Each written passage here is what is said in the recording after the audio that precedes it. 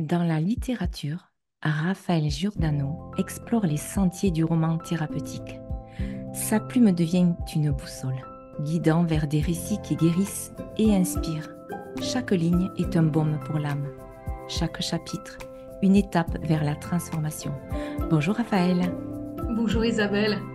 je suis tellement heureuse de vous recevoir. Comme je vous disais hors antenne, j'ai lu pratiquement tous vos livres, à part le dernier. Donc voilà, c'est vrai que ces livres Je m'ont vais vous envoyer, il faut que vous ayez heureux les fêlés, car il heureux laisse les passer la fêlés. Voilà. lumière. C'est super. Et j'ai adoré vos romans parce que pour moi, c'est vraiment des romans thérapeutiques. Et justement, je voulais voir avec vous comment vous les appelez parce que c'est vrai que c'est quand même pas, on va dire, courant d'avoir des romans où il y a toujours des petites clés pépites, mais surtout à la fin, on va avoir en fait toute la liste de vos concepts. Et justement, avant d'en arriver là, je voulais vous demander quelles expériences de vie ont-elles influencé votre parcours? Alors, c'est vrai que j'ai un parcours de vie un peu atypique Oui. euh, et tout ça c'est aligné, c'est bien conjugué. Le fait que je sois une créative 100% pure souche, mais qui est tombée dans la psycho très très jeune parce que ma maman était à une formation, un DEA de psycho, et elle a une longue carrière comme consultante formatrice pour les Oui. entreprises.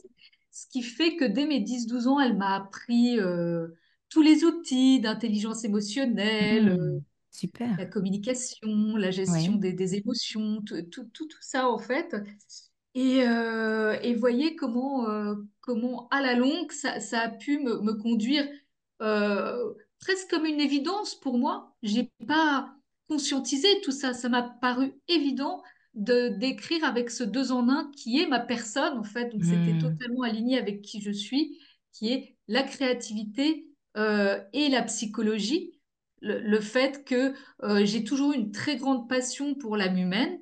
C'est vrai que ça vient peut-être aussi du fait que je suis moi-même bon, une hypersensible, hmm, qui est très fascinée par l'humain, par nos problématiques existentielles, quoi. Ça m'a, voilà, dans mon chemin de vie, j'ai aussi croisé, enfin, eu autour de moi parfois des personnes qui restaient un peu dans leur mélasse, qui n'arrivaient pas à rebondir, hmm, qui restaient dans une souffrance, voilà, ça me désespérait. Je disais, mais c'est pas possible. Je sentais cette énergie dans mes poings serrés, de dire, mais hmm, il doit bien y avoir quelque chose à hmm. faire, quoi. Ça me bouleversait. Je dis, on peut pas rester baisser les bras, voilà. Alors tout ça a peut-être contribué à me donner cette entre guillemets hein, vocation, Oui. Oui. euh, bon, de rester qui je suis, c'est-à-dire une créative. C'est pour ça que je ne suis pas devenue ni psy ni coach. Rester une créative bien à ma place, mais quand même, à travers des belles histoires, tenter d'amener, de proposer le fruit de mes réflexions, mes idées, les mettre à disposition de mes lecteurs pour qu'ils puissent venir piocher et peut-être par le fait se sentir mieux. D'accord. C'est vrai que donc du coup, vous avez fait en fait tout un, ce sont des histoires en fait qui ont en fait il faut expliquer un petit peu le concept parce que en fait ce Oui, sont des romans avec des concepts. Chaque histoire a un oui, concept. Voilà. Et donc ouais, justement, quelle est l'origine de votre idée d'inventer des mots pour désigner des techniques thérapeutiques dans vos romans et surtout comment oui. cette idée a pris forme dans ce processus d'écriture? Oui, alors pour éclairer comment tout ça m'est venu et qui est tout à fait logique finalement par rapport à mon parcours, moi j'ai fait des longues études d'art appliqué, notamment à l'école Estienne à Paris, et ça vous forme à devenir créatif comme métier, c'est-à-dire Oui. qu'après vous êtes destiné souvent à travailler en agence de communication. Je suis Mhm. donc une communicante de métier. D'accord. Et après avoir été plutôt graphiste, je suis rapidement devenue conceptrice, rédactrice en agence. Donc là, les mots sont importants. Le Mhm. concepteur, c'est lui qui trouve des idées. Alors là, c'était appliqué pour des campagnes de communication, mais le champ peut être beaucoup plus vaste. En l'occurrence, des romans. Moi, je suis avant tout, j'ai trouvé des concepts Et le concepteur-rédacteur, après, il ficelle le tout avec des mots. Il Mhm. trouve des accroches, des C'est ça. slogans, Oui. voilà. Donc, c'est presque une déformation professionnelle pour moi d'avoir d'abord une entrée très concept, c'est-à-dire je trouve des idées. Bon, par exemple, mon premier roman, Ta deuxième vie commence quand tu comprends que tu n'en as qu'une. Pardon, c'est un peu Oui. long, je le passe un peu en accéléré. Euh, mon concept, c'était la routinologie. Voilà, c'est ça. Ça fait tout de suite un C'est pitch celui-ci. pour les Oui. lecteurs. Le thème clé de voûte du roman, c'est le constat, tiens, énormément de personnes ont quand même beaucoup pour être à peu près heureux. Je parle du plus grand nombre, hein. Oui, bien Souvent, sûr. on arrive quand même à avoir un, un conjoint, un travail, alors pas tout le monde, mais enfin, voilà, des enfants. Et pourtant, on est nombreux à ressentir parfois Hmm, désenchantement, cette petite morosité chronique, ce sentiment d'insatisfaction désagréable, comme si le bonheur nous avait glissé entre les doigts. c'est ça.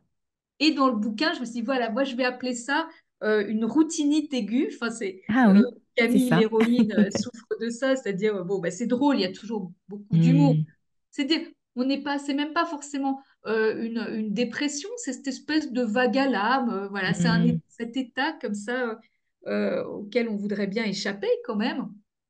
Et voyez comment est né le concept de routinologie et de routinologue, c'est-à-dire je dis bon, je vais inventer un personnage, un espèce comment dire de grand inspirateur cette tête qui va être le guide providentiel dont on rêve tous, c'est-à-dire que quand on a un petit moment de flottement existentiel, comme j'appelle ça, hein, oui. c'est-à-dire c'est à la fois une part d'ennui Hmm, existentiel, un ça vibre flottement. plus, quoi. Ouais. Ça vibre On a un plus. peu Ouais. perdu le fil. Voilà, ça vibre plus. On a un peu perdu le fil, le sens. Hmm, C'est assez désagréable. Et on rêverait dans ces cas-là que quelqu'un nous tende un peu la main, mais que ce soit comme dans nos rêves, quoi, que ce soit oui. amusant, inspirant, que ça fasse pas trop mal, que ce soit Voilà. un accompagnement joyeux et percutant. Et c'est donc, comme j'en avais moi-même envie, c'est ce que j'ai été imaginé pour créer ce roman. C'est ça, Le exactement. premier, enfin, ça c'était il y a pas mal d'années maintenant. Oui. Donc, il y a plusieurs romans. Donc, du coup, il y a un livre. Donc, vous avez exposé un concept qui était l'audacité. Ah oui, ça c'est le bazar du zèbre à pois, Voilà, effectivement. celui-là. Oui, Donc, en fait, c'est un mélange de deux mots. Quels sont-ils? oui, mais l'audacité, bon, alors le bazar du zèbre à pois, c'est un hymne aux audacieux et aux Hmm, esprits libres. Bon, le personnage principal est un inventeur, voilà. Donc, ce roman-là, j'ai envie de partager et transmettre un état ressource, parce que c'est avant tout une posture de vie. Dans tous mes romans, le fil rouge, c'est quand même ça. oui, c'est Quelle ça. posture adopter Hmm, face à l'existence pour pouvoir donner le meilleur de soi et toujours rebondir, etc. Donc, c'est quand même effectivement un état d'esprit, une posture positive. Pour répondre à votre question, l'audace, c'est formidable, mais je trouvais ça juste d'expérience un petit peu court. Il me manquait quelque chose. hmm, Parce qu'avoir un coup d'audace, si derrière, c'est pas suivi par pas mal de persévérance, eh bien, vous avez des belles impulsions, des belles idées, mais après, rien pour concrétiser. d'accord. Alors que c'est pour ça que ressenti le besoin d'inventer le mot d'autacité, ce que fait mon zèbre hein, C'est ça. dans le bazar du zèbre à pois, c'est de mélanger cet état d'esprit d'audace et de ténacité, C'est ça. euh, persévérance, ne pas baisser les bras parce qu'on est peut-être à ça du miracle ou du Hmm. succès, appelez ça comme vous voulez. J'ai été profondément heureuse de recevoir Raphaël Giordano dans le cadre de cet épisode du podcast Le thé des thérapeutes. Si vous avez aimé cet épisode, n'hésitez pas à le partager, à aimer et surtout à vous abonner à la chaîne. À très vite. Déjà, il y a quand même tous ces mots qui suscitent un intérêt parce qu'on se dit, moi, la première fois que j'ai lu le premier roman, avec la routinologie, c'est vrai que je me disais, Oui. mais routine. Je me dis, il y a la routine dedans, donc c'est une science par rapport à la routine. Et là, j'ai découvert que c'était un mot inventé par vous. Oui. Du coup, mais Oui. c'était intéressant parce que justement, il y a, à la fin du livre, en fait, il y a plein de techniques. Et ça, et c'est là où je me suis dit, quand même, c'est assez exceptionnel d'avoir justement un auteur qui va nous transmettre autant de clés. Alors, c'est vrai Ok. qu'aujourd'hui, par exemple, dans notre existence, où moi, en consultation, je vois beaucoup de personnes qui sont stressées par la vie, qui, comme vous disiez tout à l'heure, ne vibrent plus, ça rayonne plus. Elles ont tout, mais finalement, c'est fade. Voilà. Donc, C'est ça. ce côté un peu fade, ben, il n'y a plus de saveur, il n'y a plus le côté un peu miracle de la vie. Et du coup, elles se disent, mais c'est moi qui suis trop difficile ou est-ce qu'il me manque un élément? Et en fait, à travers ce livre, on découvre que finalement, avec la routinologie, on peut avoir des petites clés pépites, hein, justement, pour la routinologie. Est-ce que vous pouvez nous en transmettre une, justement, pour nous faire de nouveaux pétiller dans nos vies? Ah, en 10 secondes, bah, c'est vrai que j'ai bien Alors, aimé ce que vous avez dit sur ce sentiment de tiédeur. c'est ça. Moi, j'appelle ça le syndrome du chewing-gum trop mâché. Ah oui, C'est-à-dire, il a perdu son goût, quoi. c'est ça. Il a Ça, plus sa saveur. il a plus sa saveur. Donc, bah, dans chacun de mes livres, c'est comme dans le spleen du popcorn qui voulait exploser de joie. C'était un peu ça aussi. C'était quand on a le sentiment que sa prise de joie est débranchée.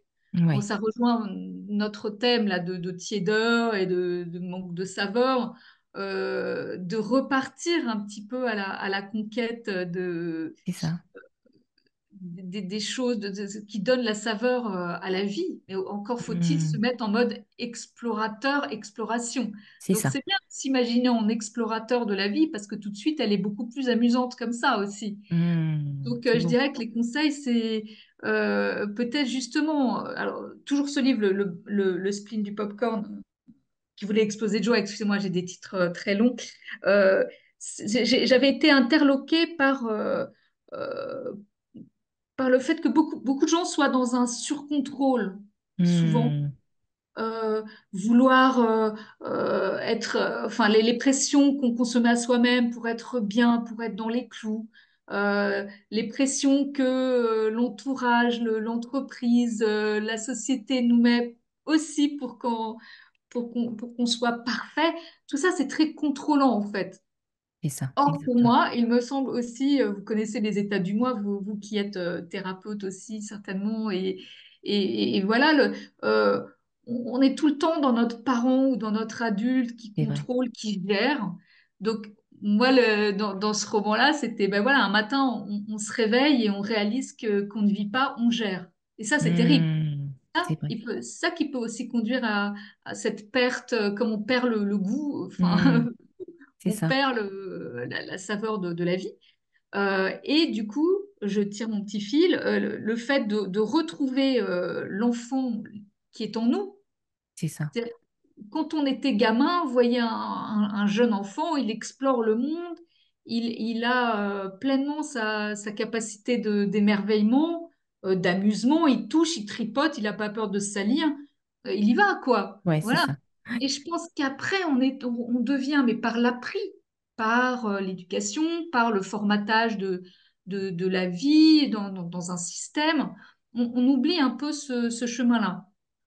Alors, bah voilà, dans le roman, par exemple, l'héroïne, grâce à un autre personnage, vit la journée des premières fois.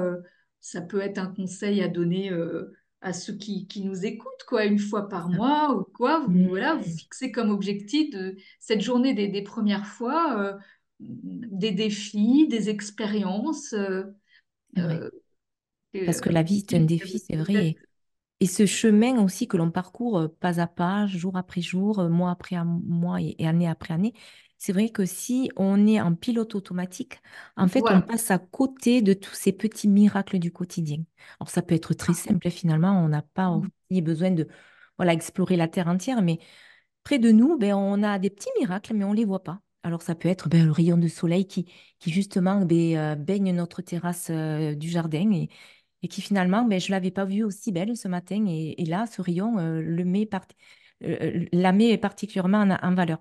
Et ça peut être aussi ben, justement être en gratitude Tout à pour qui on fait. est, malgré tout, avec les hauts et les bas de la vie, avec nos ombres et nos lumières. On est quand même des personnes, on est des âmes avant tout. Et c'est vrai que de se dire finalement, je suis en gratitude envers l'être que je suis aujourd'hui parce que ben, j'avance pas à pas et je fais du mieux que je peux chaque jour de ma vie. Et c'est vrai que, comme vous disiez, ben voilà, ça relève un petit peu ce goût, cette saveur, cette sensation que finalement on peut vivre des petites premières fois chaque jour parce que ben, finalement, les miracles de la vie, ben, ça nous permet de dire, oh, j'avais jamais vu ça comme ça finalement.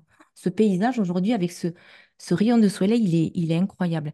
Et c'est vrai que c'est des petites fois qui fait que mis bout à bout, ben, en fait, ça devient Oui, des miracles de la vie finalement, hein. C'est vrai. Et des fois, il n'y en complètement. a pas beaucoup ouais, pour justement tout changer, cette nuance du tableau qui fait que ben, il y a plus de lumière, quoi. C'est joli. Tout à Voilà, fait. bien, merci.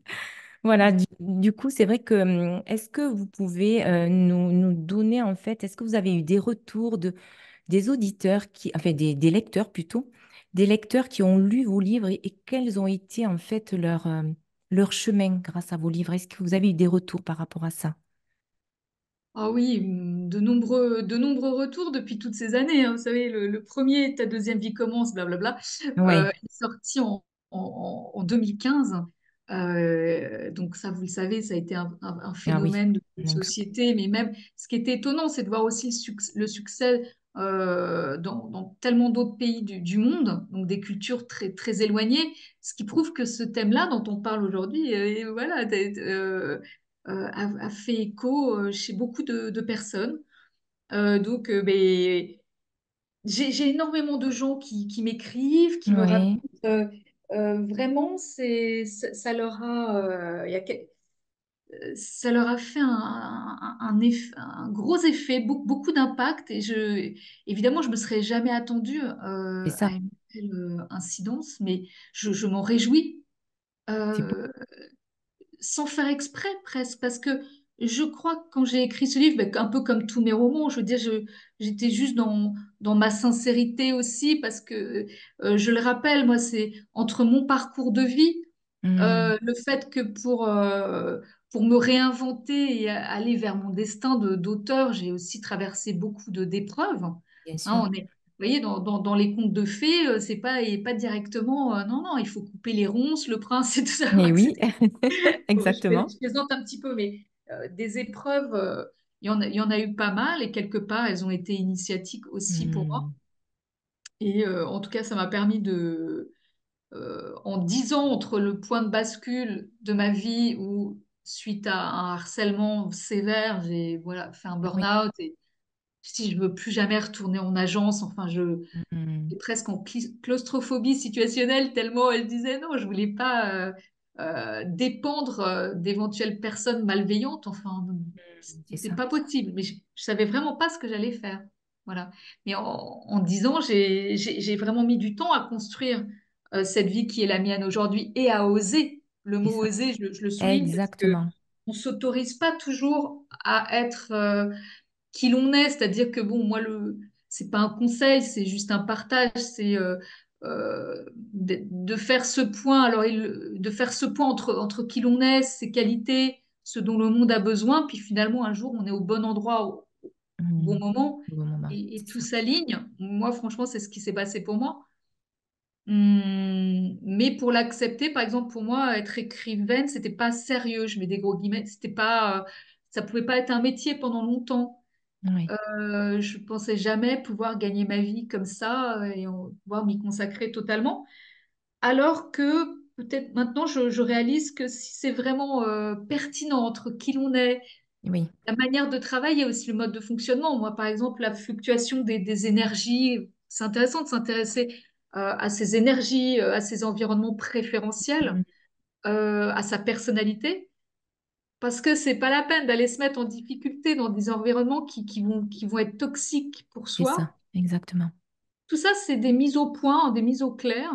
Et je ne peux que le conseiller, par contre, pour le coup, aux gens, parce que Hmm, j'ai l'impression que c'est vraiment la clé pour atteindre son épanouissement et voilà, juste être là où on va être bien. oui. c'est ça exactement. Et justement, ce premier roman, vous avez essuyé plusieurs refus, je suppose. Je sais que je l'avais lu donc, sur votre biographie Alors, pas et celui-là, pardon, excusez-moi Isabelle, c'était ah, le... Pardon, hein, ça s'est pas passé comme ça. Non, celui-ci, non, non, ah, c'était pas il a celui-ci, été ah, accepté désolée. tout de suite. Non, pas du tout Isabelle.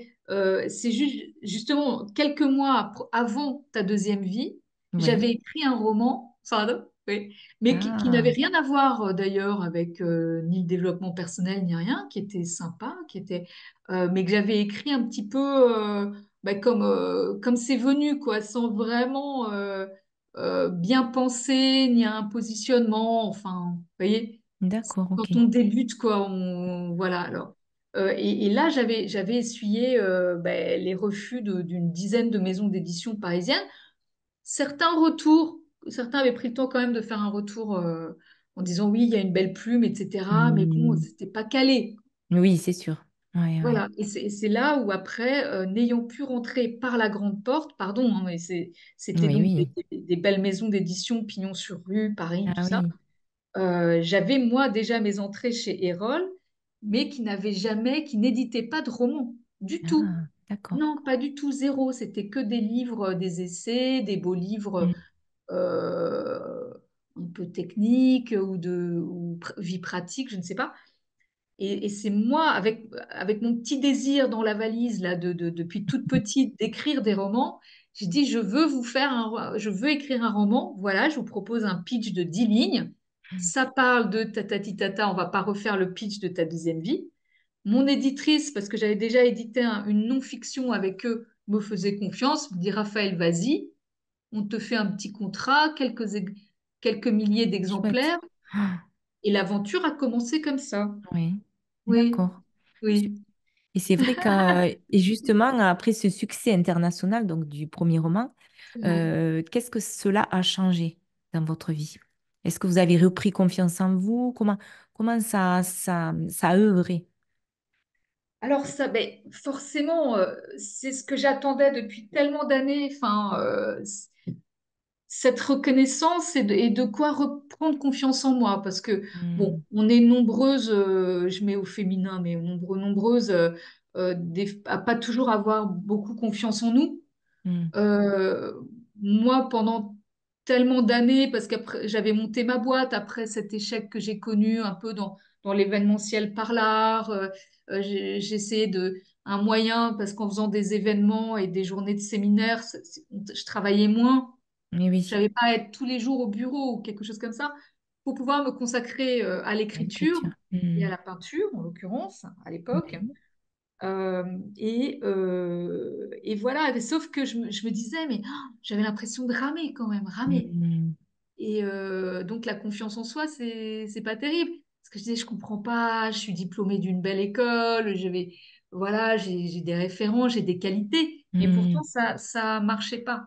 oui, Donc, non, enfin, ça marchait moyennement, voilà.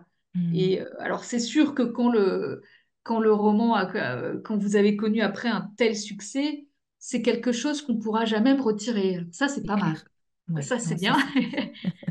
Ce que ça a changé, oui, pour l'estime de soi, c'est extraordinaire. C'est-à-dire que j'ai quand même arrêté je me suis peut-être jugé moins durement, me suis acceptée mieux, même si je suis quand même très difficile avec moi-même, très dure avec moi-même. C'est-à-dire, D'accord. bon, je Oui. trouvais grâce à mes yeux, entre moi et moi. Et oui, c'est ça. C'est pas l'exigence, quoi, mais Mais après, c'est vrai que quand on est aligné avec ce qu'on aime faire finalement et qu'on est arrivé à justement bien trouver cet équilibre, en fait, ben, après, ça coule de source finalement.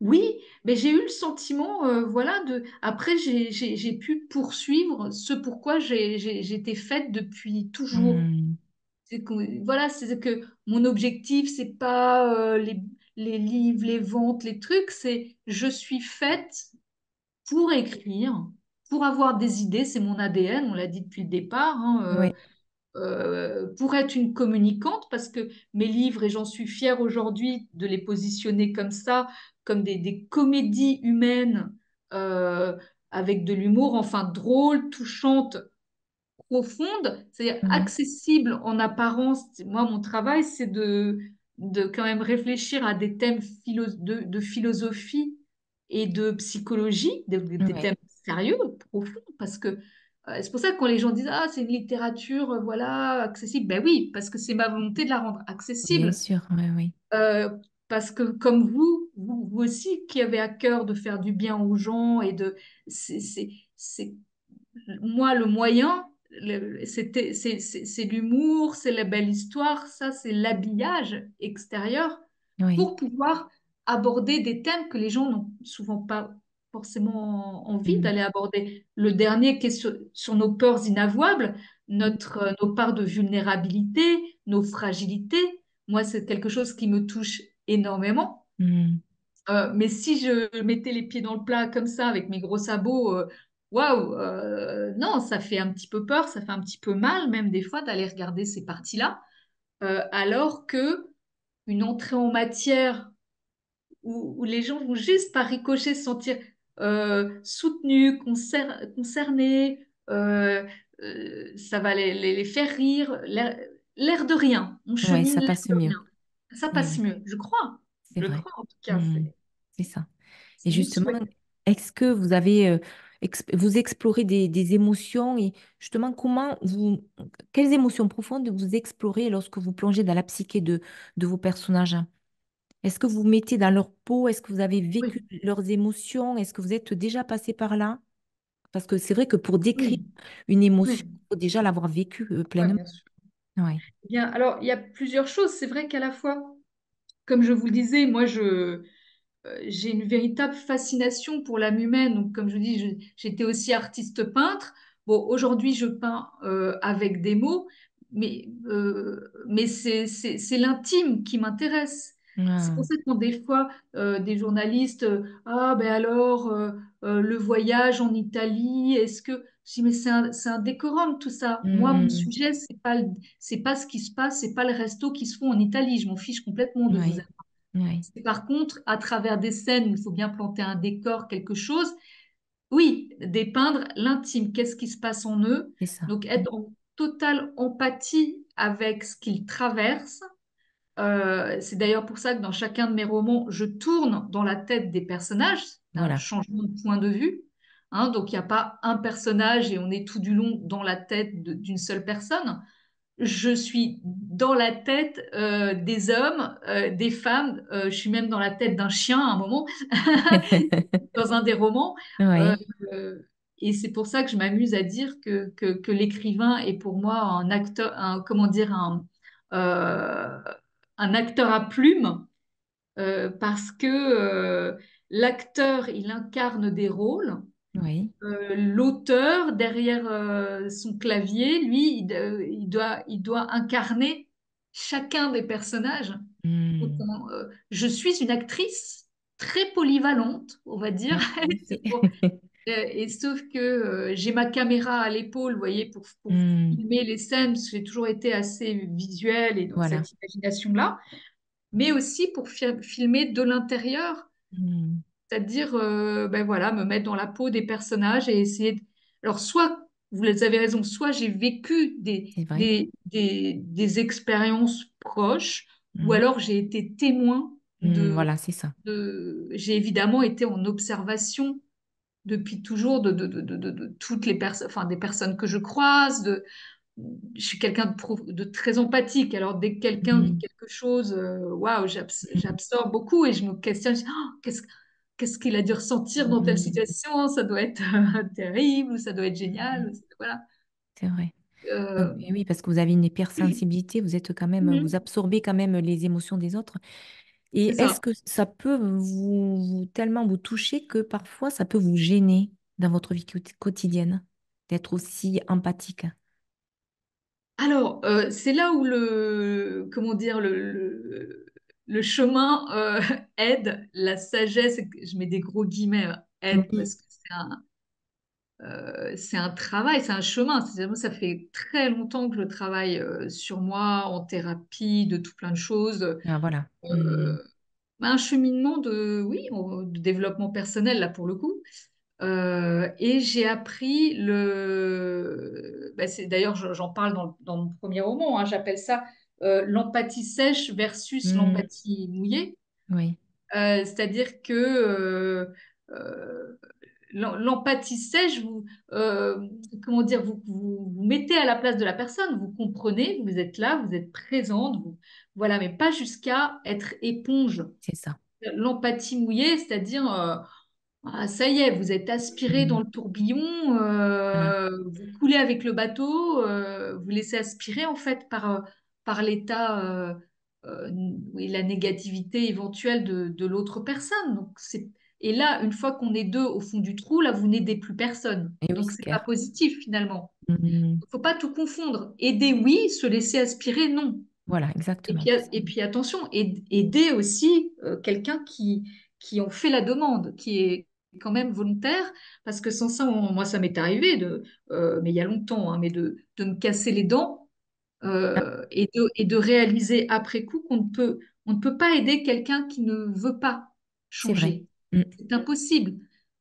C'est désespérant potentiellement, bien sûr, mais avec totale bienveillance, vous pouvez vous mettre, dire je suis là, voilà, tu sais que je suis là à disposition, mais si la personne ne veut pas être aidée, ça sert bien à sûr. rien. Mais oui, bien Voilà. Et sûr. c'est Hmm, douloureux, ça, comme constat. Et tout le c'est monde ne vrai. veut pas être aidé. Oui, Tout le monde ne voilà. veut pas changer. Tout le monde ne Oui, veut pas. Et vous ne pouvez pas vouloir à la place de l'autre. c'est vrai. C'est Après, impossible. après dans l'écoute, on peut, donc c'est vrai, ouvrir son cœur, écouter, comme vous disiez, avec une empathie sèche, c'est-à-dire on est là en état de réception, d'écoute active et attentive, consciente.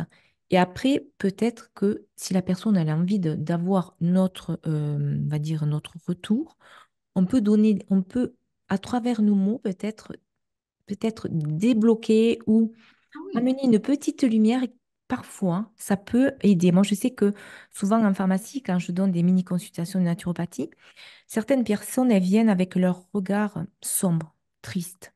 ah oui, Alors, je les écoute, elles me disent ce qu'elles traversent, ce qu'elles veulent vraiment et essayer de trouver des solutions pour tel ou tel problème.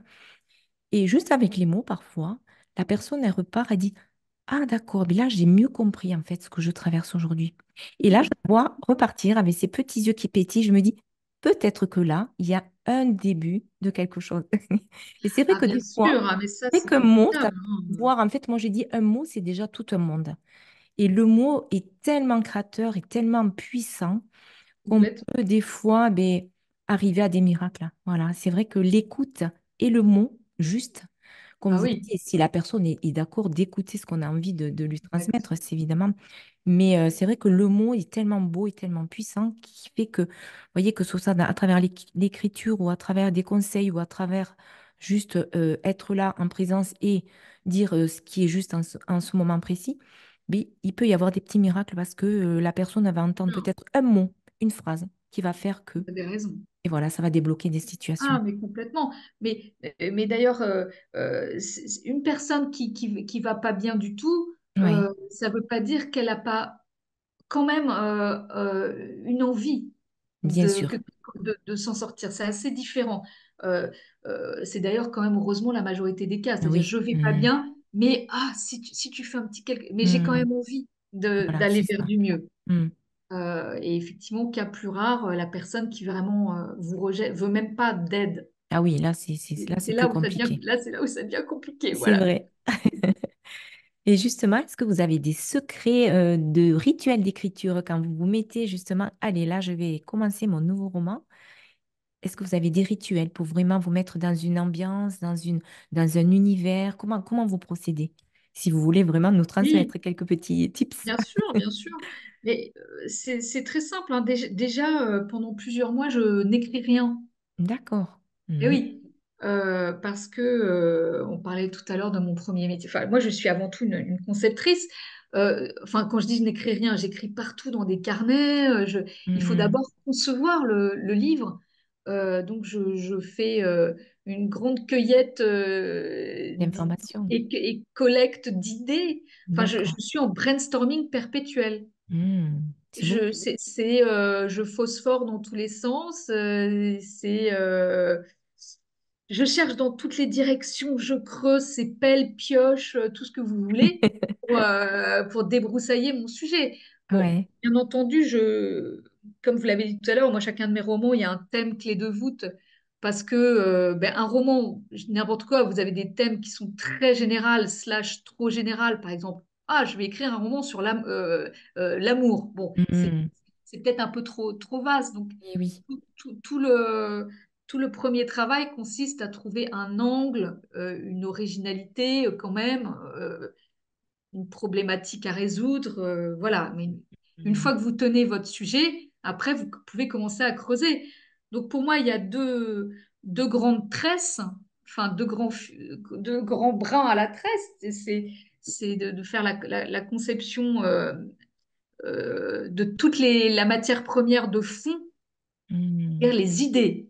Voilà, Enfin, c'est voilà, ça. sinon, votre roman, enfin, pour moi, ça va être creux. Bon, il y a des débats d'idées. Bon, ben voilà, là, qu'est-ce que j'ai envie de dire? Et puis, c'est comme une dissertation, vous creusez le sujet quand même, mais le fond, la matière, la pensée, quoi. Voilà. Mhm. Après, il y a la forme. Le fond, la forme.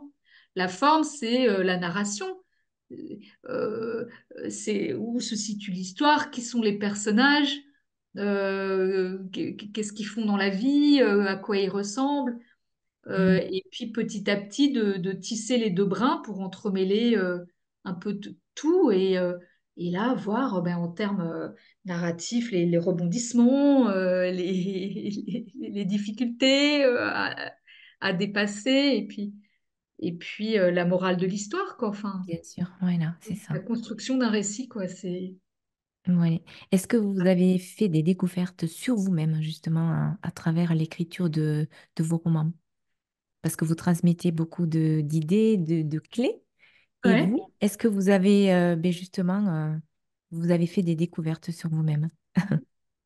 Vous savez, je dirais que ces romans, moi, c'est une chance parce que ça me permet, comme un chercheur, Voilà, c'est ça. imaginez, je pourrais aussi m'appeler chercheuse en problématiques existentielles.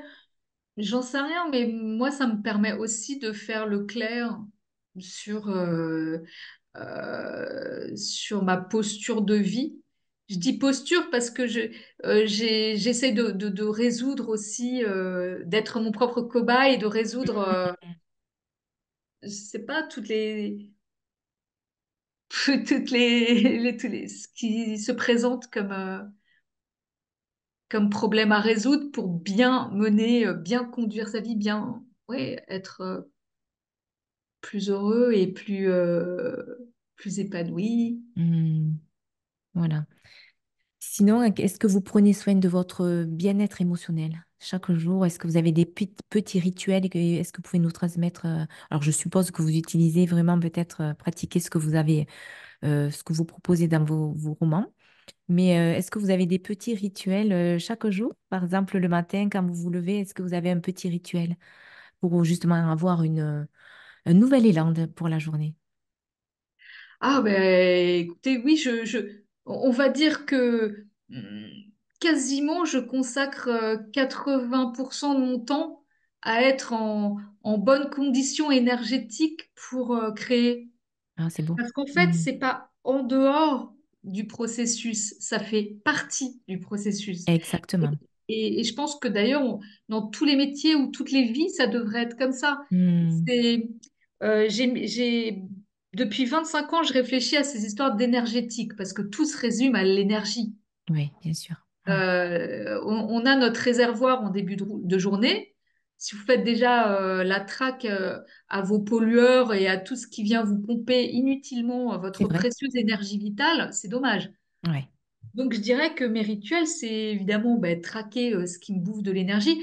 Parce que, en fait, ce qui compte, ce n'est pas de beaucoup travailler, c'est de faire des actions à forte valeur ajoutée. Hmm, Voilà, donc, et or, les 80% du temps, alors il y a déjà une concentration, mais des idées qui arrivent ou des choses, hein. Mais ouais. par exemple, en ce moment, j'ai pas été au bout tout à l'heure des deux phases. J'ai dit, j'ai écrit mes romans en deux phases, la conception, puis après, il y a les mois où j'écris, hein, bien sûr. Bien sûr. Hein. Là, c'est encore un autre rythme. Tous les Hmm, jours, il faut écrire. Il Enfin, Eh je dis oui, il faut. Voilà. Mais d'accord, pour écrire entre 2 heures et 2 heures et demie, bien comme il faut, tout le reste de la journée est consacré à une mise en énergie positive. C'est pour exactement. avoir Le bon oui, engrais, le la bon bonne terreau. pêche, la bonne inspiration. Hmm, Donc déjà, ça va peut-être parler à certains, c'est déjà de ne pas se martyriser, en fait. hmm, Enfin, je parlais du petit martinet personnel, genre, ouais, il faut que hmm. tu écrives, il faut, ah, ton cerveau. Déjà, le cerveau, il est traumatisé, quoi. Déjà, C'est il est tout clair. recroquevillé comme une petite bête qui est tapie dans son coin et qui a plus envie de rien faire. Et ça sert à rien. Donc déjà, les Hmm. neurones, faut les mettre en confiance. Donc déjà, faut bien les détendre, faut bien les amadouer. Non, vous savez, c'est une bête là-haut. Cerveau, je le considère comme mon cerveau, je le considère un peu comme ça. Et c'est super important. Ça a l'air anecdotique, mais c'est ultra important en fait. Ouais, c'est vrai. Et donc, par exemple, de m'autoriser, voilà, justement, à prendre le temps de revenir sur Terre après une Hmm. sommeil, c'est-à-dire pas vite, dépêche-toi. Voilà. Ah oui, non, Waouh. c'est clair, ouais. Attends.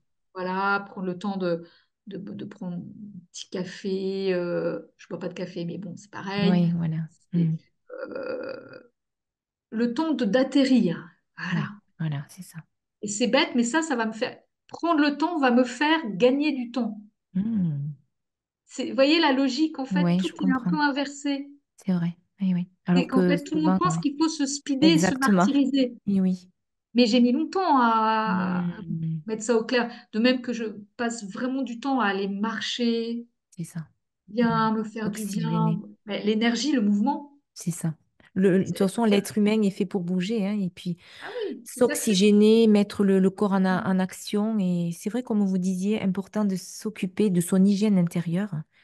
Et donc, ça va passer Ah évidemment ouais, par totalement. l'oxygénation, par l'alimentation, par Ah ce que oui. l'on voit, ce que l'on entend, ce que l'on respire, ce que l'on vibre. Tout ça, c'est vraiment des petites choses qui font que voilà, si je vois tous les jours Ah, mais voilà, complètement. des choses qui sont pas forcément très belles, pourquoi pas se tourner vers un beau tableau, vers un beau livre, vers un beau film. Enfin, il y a tellement de choses qui fait qu'à un moment donné, on peut choisir, avoir le choix aussi d'orienter un moment de sa journée, de belles C'est choses à ça. voir, à écouter, à respirer, voilà, de belles senteurs, des huiles essentielles, par exemple, pour la détente. Et aussi ce que l'on vibre, parce que comme vous disiez, c'est l'énergie, c'est ces vibrations, ce que Ah, l'on vit en soi. Et souvent, au contact de certaines personnes avec qui ça passe pas forcément bien, il va y avoir des moments où on se sent pas trop aligné et on peut avoir une baisse d'énergie, une baisse de vibration. Et on peut aussi dire stop à ce moment-là et on peut aussi retourner. Peut-être reprendre de l'énergie différemment. Et c'est vrai qu'on sent. De toute façon, on a toutes nos réponses en nous et être mm. à l'écoute intérieure de ce que l'on vit et qu'est-ce que notre corps nous dit, parce qu'à chaque seconde, il nous envoie des messages pour Non. nous dire, là, je me sens crispée face à cette situation, qu'est-ce que ça veut me dire? Qu'est-ce que ça me reflète là? Voilà, est-ce qu'il y a une situation qui me fait me rappeler de certaines choses? Est-ce que c'est une blessure qui rejaillit? Enfin, c'est vraiment écouter, être à l'écoute de son intérieur. Parce que souvent, à la pharmacie, quand je pose des questions, alors aujourd'hui, comment allez-vous? Alors là, vous me posez une question, je me suis jamais posé cette question. Ah Je ne sais bon? même pas comment je me sens aujourd'hui. Est-ce que je me sens en colère? Est-ce que je... Non, parce qu'en fait, la personne se sent figée. Elle est tellement prise dans son rythme comme un robot automatique. Enfin, pas C'est toutes les ça. personnes, mais certaines personnes me le disent. Hein, Ah me ouais, disent, c'est j'ai ça. l'impression d'être en pilote automatique. Donc, en fait, je ne sais même pas si je suis bien, si je suis tendue. Est-ce que vous vous sentez énervé, stressé aujourd'hui? Oh, sûrement, mais je ne vois pas trop comment ça peut se situer dans mon Ah corps. ouais. Voyez comme quoi, des fois, en fait, ce sont des personnes qui ont besoin aussi de reprendre rendez-vous avec eux-mêmes. Voilà, C'est pour joli. euh, C'est joli. voilà, Exactement. c'est ça, prendre rendez-vous avec soi et se demander comment je vais. Comment je vais aujourd'hui? On prend Waouh. tellement de nouvelles de tout le monde. Est-ce qu'on prend des fois des nouvelles de nous-mêmes? Aujourd'hui, comment je vais? Tu sais, si je prenais mon portable et je m'envoyais un message. Voilà. Non, mais c'est vrai que c'est important aussi cette écologie intérieure, cette oxygénation. Et Ouais. le sourire intérieur que vous proposez aussi dans votre livre, moi, je le pratique souvent et c'est vrai que je le conseille aussi parce que ce Oui. sourire intérieur, c'est vraiment un sourire à ses organes, à tout son être. Et en fait, c'est ramener l'attention et l'énergie en soi. Et c'est puissant. Parce qu'après, on ne se sent pas pareil. Voilà. Ouais, tout à fait, tout à fait. C'est peut-être ça qu'il faut dire aux gens, c'est que quand on le dit comme ça a l'air tellement simple, Mais oui, c'est ça. et en fait, ça l'est. Oui, Mais qui a dit que c'était forcément compliqué, le bien-être ou plus de bonheur, d'épanouissement? Non. Par contre, on a beau le savoir, après, c'est comme vous disiez, la prise de conscience et oui, le temps voilà, vraiment se l'accorder. c'est ça. S'accorder. Euh, Et s'accorder et des temps avec soi-même. le faire, c'est-à-dire Oui. ne pas dire non, mais ça je sais, ça va, c'est Oui. facile, ça je sais, hein. Mais ce qui est plus difficile, c'est de le mettre en pratique, Voilà, de de l'implémenter. l'intégrer vraiment C'est à ça. son quotidien. Et Ouais. ça, c'est un peu plus ambitieux. Oui, Et pourtant, parce que on se dit, c'est presque rien. mais oui. Prendre le temps de se donner rendez-vous avec soi-même, Mm, de prendre conscience de ce qui se passe en nous. Voilà. c'est ça. Et Et pourtant, pourtant, c'est la vrai. clé est simple, mais est-ce qu'on Mm, l'applique? c'est vrai. C'est ça. On Et n'a moi, pas je le trouve que la temps. clé est plus peut-être là encore. Le Mm, vrai déclic, le pas suivant, c'est, OK, est-ce que vraiment je l'ai mis en en pratique. pratique dans ouais, C'est sur le vrai. terrain? Ouais. Ouais, c'est beau. De toute façon, du premier souffle à notre dernier souffle, en fait, on a cet espace-temps on a le choix, en fait. Qu'est-ce qu'on va en faire? Voilà. Est-ce qu'on a envie d'être esclave de ce temps ou est-ce qu'on a envie d'être maître de ce temps et de décider vers quoi on veut aller, qu'est-ce qu'on a envie d'œuvrer, pourquoi on a envie d'œuvrer. Et vous avez trouvé votre voie, c'est tellement beau et C'est inspirant. gentil. C'est vrai que c'est beau de vous avez pu mettre en pratique et ce que vous aviez envie petite peut-être de transmettre différemment, mais à travers l'écriture. Et c'est beau. Voilà. Est-ce que vous avez quelque chose à nous transmettre avant la fin de cet épisode, Raphaël? Eh bien, transmettre tout mon sourire et mes bonnes vibrations à ceux qui nous auront écoutés. Et Oui, puis, l'énergie de croire en soi, en ses rêves et de ne pas baisser les bras. Parce que euh, ce qui paraît énorme comme une montagne à gravir, si on met des petits objectifs, petit bout par petit bout, euh, oui, les petits finalement, pas. c'est atteignable. Donc, y croire et puis y aller, quoi. Oui, voilà, c'est ça. C'est-à-dire, parce qu'on n'a qu'une vie, bon, en fait, on en a deux. Enfin, CF, c'est la deuxième vie, bref. Voilà, c'est ta deuxième vie. Et voilà, Ouais. c'est vrai que en tout cas, c'est très, très beau, très riche et très inspirant. En tout cas, sur ces mots, nous clôturons cet épisode avec la plume magistrale de Raphaël Giordano. Chaque ligne est une caresse pour l'âme, comme je me disais. En tout cas, je vous dis à très bientôt pour de nouvelles inspirations. Merci infiniment, Raphaël. En tout cas, Ouais. c'était une Un joie. grand merci. À bientôt. Merci beaucoup, Isabelle. Ça a été un plaisir. Merci. Plaisir partagé. À bientôt. Merci À beaucoup. Au bientôt. revoir. Au revoir. J'ai été profondément heureuse de recevoir Raphaël Giordano dans le cadre de cet épisode du podcast Le thé des thérapeutes. Si vous avez aimé cet épisode, n'hésitez pas à le partager, à aimer et surtout à vous abonner à la chaîne. À très vite.